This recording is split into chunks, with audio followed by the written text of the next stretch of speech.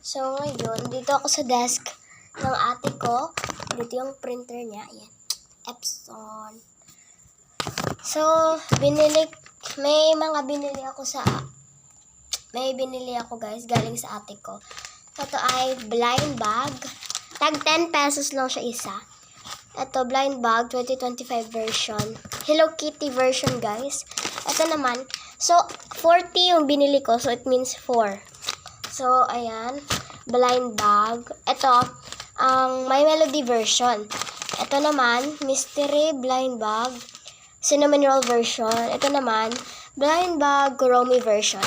So, yung favorite ko dito is tong Kuromi, kasi nga, diba, favorite ko. Unahin muna natin yung parang walang laman. Hala. So, ito yun. Sorry guys if maingay, cause my neighbor's dog is so, alam nyo na. Diba? Okay, so open na natin to. So, yung makukuha natin dito is normal, common, rare, tsaka legendary. So, sana makuha ko yung, yung legendary. Please. Hala. Okay, so, yun na natin.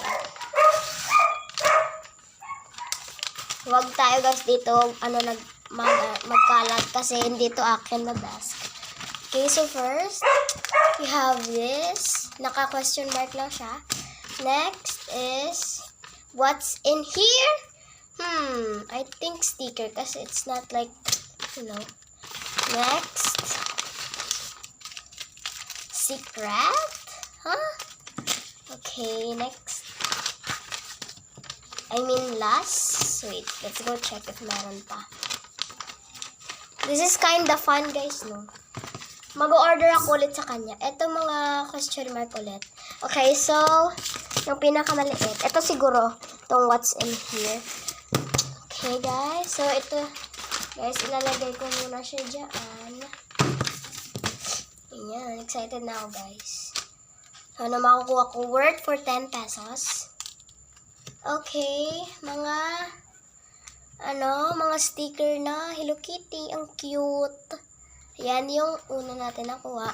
Itong secret naman. Oh my gosh. Oh my gosh. Keychain!